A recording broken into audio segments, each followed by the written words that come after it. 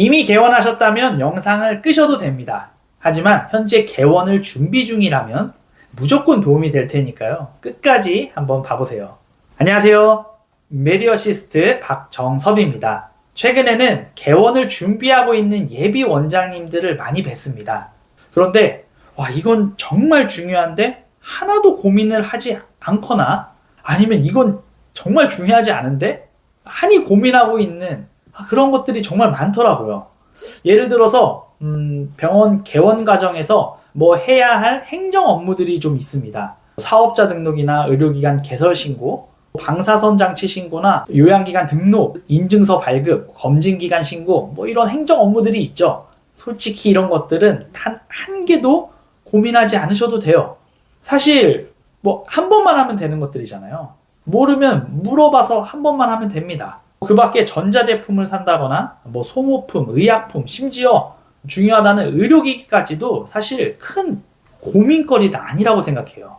리스트만 뽑아서 몇 군데 견적을 받고 아주 큰 차이가 아니라면 합리적인 금액을 제시하는 곳에 결정하면 되는 겁니다.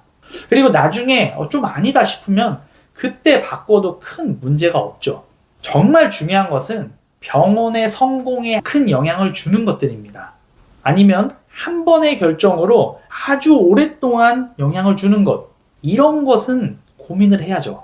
그래서 오늘은 한 번의 결정으로 계속해서 영향을 주는 것들 중에서 대표적인 5가지를 한번 말씀드리려고 합니다. 그리고 오늘 것들은 그냥 고민만 하지 마시고 고민을 어떻게 하냐? 발품을 팔아보라고 말씀드리고 싶어요. 이거는 반드시 원장님이 직접 발품 팔아서 챙겨야 됩니다. 나는 전문가가 아니라고 그냥 사람들에게 맡기면 안 돼요. 그냥 원장님이 꼭 직접 한번 챙겨보세요. 첫 번째는 입지입니다. 아시는 말이겠지만 사실 입지는 개원의 전부입니다. 근데 너무 많은 원장님들이 이 입지를 그냥 부동산 컨설턴트, 개원 컨설턴트 아니면 주변의 선후배들의 말을 듣고 털썩 계약해버리는 경우가 많아요. 나는 부동산을 잘 몰라. 이들이 잘 알겠지. 라는 생각이겠죠. 근데 저도 주변에서 많이 봤습니다. 지하철도 없는 8,000세대 항아리 상권에 이미 내과가 4개나 들어와 있는데 업체에서 상권 분석이라고 하면서 자료를 가지고 오고 경쟁병원이라고 하면서 여러 자료들을 가지고 와서 지금 이 자리에 안 들어가면 다른 병원 치고 들어옵니다. 이런 멘트에 그냥 덜컥 내과 개원했다가 1년 만에 문 닫는 병원을 봤어요. 원장님, 입지를 그렇게 결정하시면 절대로 안 됩니다. 입지는 원장님께서 발품 파셔야 됩니다. 전문가가 아니라고 그냥 생각하시지 마세요. 원장님 지금도 컴퓨터로 네이버 지도 이렇게 계속 보고 계시잖아요. 아마 내 진료과는 어떤 자리에 어디에 개원해야 되는지 아마 많이 들으셨고 많이 보셨을 겁니다. 진료과마다 좋은 입지가 다 다르기 때문에 이곳이 좋은 입지다 라고 지금 말씀드리긴 어렵지만 누가 봐도 좋은 자리는 정말 금방 나갑니다. 공실이 나와도 그렇게 컨설턴트까지 연결돼서 원장님께 가지 않아요.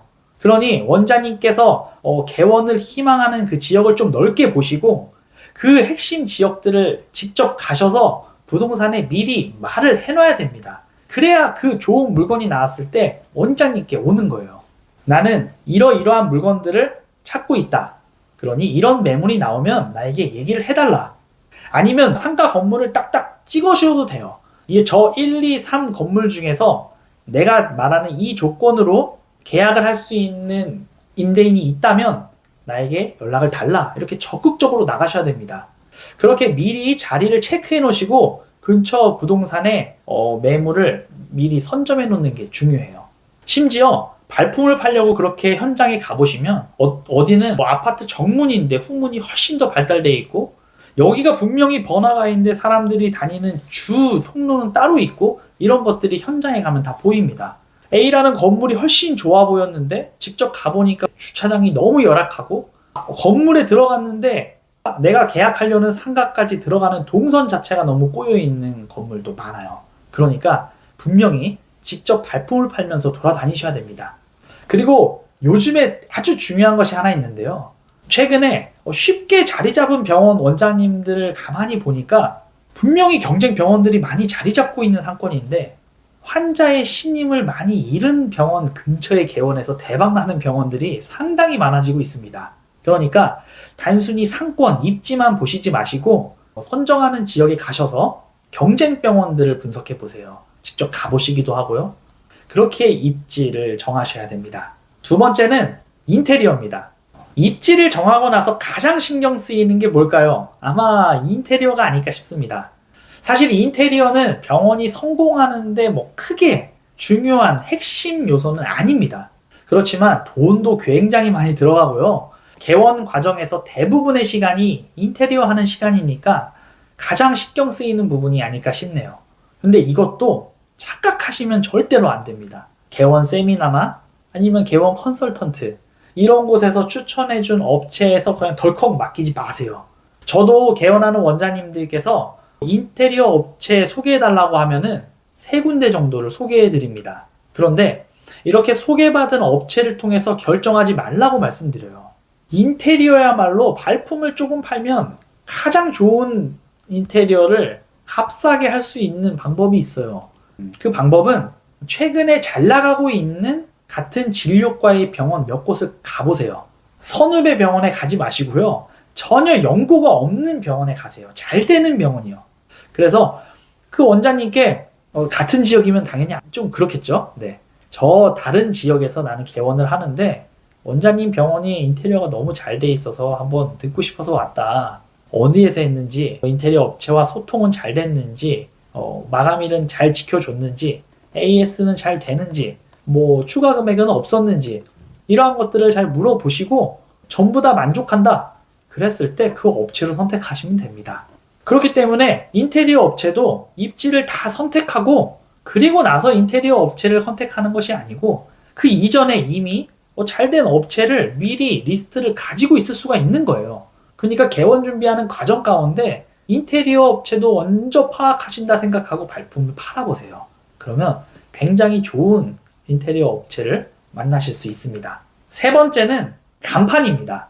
사실 간판은 2가지 역할을 합니다. 하나는 이곳에 우리 병원이 존재하고 있다는 것을 알려주는 역할이고요. 또 하나는 가치를 전달하는 역할입니다. 마케팅의 역할을 하는 거죠. 하지만 대부분의 병원에서는 우리 병원의 존재를 알리기 위해서만 간판을 설치하고 계십니다. 하지만 병원명만 잘 보이게 우리 간판을 설치하겠다라는 생각에서 멈추지 않으셨으면 좋겠어요. 사실 오프라인 마케팅을 내가 간판에서 한번 끝내보겠다 이런 마인드로 한번 간판을 제작해 보세요. 그러면 이제 간판을 바라보는 시각이 많이 달라 보입니다. 우리 병원 앞으로 지나가는 환자들이 얼마나 많겠습니까? 그 환자들이 우리 간판을 한 번쯤 무조건 보게 하고 싶다라는 마인드로 간판을 제작해 보시죠. 오늘은 발품이 주제잖아요. 그럼 간판은 무슨 발품을 팔아야 되는 걸까요? 디자인 발품을 파셔야 됩니다. 원장님께서 입지가 정해지고 그 입지에 원장님이 들어갈 건물이 정해졌다면은 원장님이 들어갈 그 건물의 사진을 보여주시고 예산과 상관없이 사람들의 시각에 가장 잘 보일 수 있는 구조물과 간판을 어떻게 설치할 수 있는지 디자인 제작을 해달라고 요청하십시오. 혹시 결정을 안 할 수도 있습니다. 그러면 디자인비를 내셔도 되죠. 디자인비를 내면서까지 내가 한번 디자인을 받아보고 싶다고 말씀해 보세요. 그리고 한 가지를 좀 첨언하자면은 동네 간판 업체에 제작을 안 하셨으면 좋겠어요. 네. 물론 모든 동네 업체들을 다 뭐라고 하는 건 아닙니다. 그런데 간판의 가장 핵심이 디자인과 폰트거든요. 근데 동네 간판 업체들은 이러한 디자인과 폰트를 잘 사용하지 못합니다. 대부분 무료 폰트 안에서 플렉스나 LED 채널 간판들을 위주로 설치하는 업체들이 너무 많고요. 그러니 병원 전문 업체들을 찾으세요. 특히 구조물을 많이 만들어 본 업체들을 찾아서 디자인 시안을 많이 받아보십시오. 여기에는 돈을 많이 써도 아깝지 않다라는 마인드로 좀 많이 디자인 발품을 파셨으면 좋겠습니다. 실제로 병원에는 불법 간판들이 굉장히 성행하거든요. 근데 이 불법과 합법 사이에서 교묘하게 그걸 굉장히 잘하는 업체들이 꽤 있습니다. 그런 업체들을 찾으셔서 원장님의 간판을 마케팅 도구로 잘 활용했으면 좋겠습니다. 세 번째는 대출입니다. 사실 대출 없이 자비만으로 넉넉히 개원할 수 있다면 얼마나 좋겠습니까? 하지만 현실적으로 불가능하죠. 그리고 자비로 가능하다 할지라도 금리가 낮은 대출을 미리 받아서 개원하는 것은 세금을 비롯해서 여러 면에서 더 유리할 수가 있습니다. 그러니 개원 과정에서 대출은 필수예요.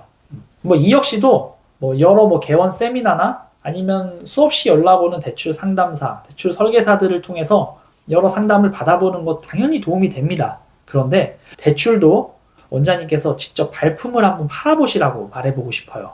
가만히 앉으셔서 연락 오는 곳들에게 상담을 받아보시지 마시고요. 개원하는 그 지역에 있는 은행들을 한번 주로 다녀보십시오. 한두 군데 은행을 가시지 마시고요. 가능하면 내가 개원하는 그 지역에 있는 거의 모든 은행을 가보겠다라고 생각하세요. 같은 은행도 지점마다 대출이 다릅니다.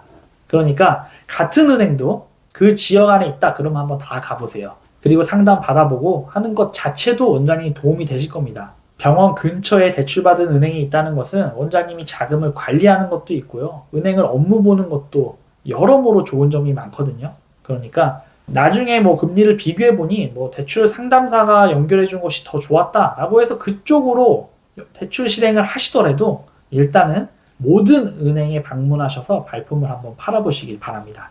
오늘 말씀드리는 이 발품의 마지막은 마케팅인데요. 어쩌면 입지만큼이나 중요한 것이 이 5번째 마케팅이죠.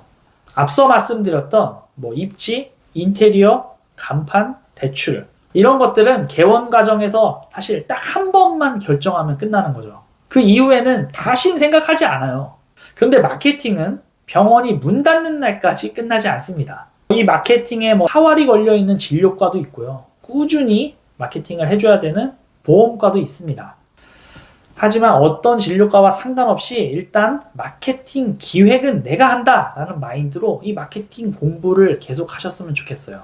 그래서 마케팅은 결국 공부의 발품을 파는 겁니다. 그냥 단순히 마케팅 해준다는 그런 플레이스 상위 노출이나 브랜드 블로그나 유튜브 제작하는 그러한 마케팅 대행사들의 말에 속아서 그냥 단순히 돈만 주고 맡기지 마시고요. 전반적인 환자들이 우리 병원에 어떻게 오고 무엇에 만족하고 하는 그 기획 전체를 내가 하겠다라는 마인드로 마케팅 공부를 하시면 좋을 것 같습니다. 자, 그럼 무엇을 공부하면 될까요? 이 업체가 비싼지 저 업체가 저렴한지 이런 것들을 비교하면서 여러 업체를 수집하라? 이런 거 아닙니다. 우리 진료과를 찾는 환자들은 어떻게 오는지, 왜 오는지, 그들이 가지고 있는 페인 포인트는 무엇인지 이런 것들을 고민하는 것이죠. 우리 병원이 가지고 있는 차별화를 어떻게 그들에게 전해줄 수 있을지, 어떤 방식으로 전해줄 것이 이런 것들을 공부하는 것, 그것이 마케팅 공부입니다. 사실 이것은 끝이 없기 때문에 제가 이 유튜브 채널을 통해서 이 마케팅 공부하는 과정에 대해서도 하나하나 말씀드리겠습니다. 일단 오늘은 개원 과정에 있어서 꼭 발품 팔아야 할 5가지에 대해서 말씀드렸습니다. 오늘의 핵심은 발품이에요. 결국 원장님이 직접 하셔야 되는 거죠. 전문가가 옆에서 도와주고 딱딱 찍어주면 너무 좋겠지만 결국 그곳에서 선택을 하시더라도 원장님께서 직접 꼭 발품을 팔아보셨으면 좋겠습니다. 오늘 영상이 좀 도움이 됐으면 좋겠네요. 다음에는 더 좋은 영상으로 찾아뵙도록 하겠습니다. 구독 누르시고 알람 설정도 꼭 해놓으세요. 감사합니다.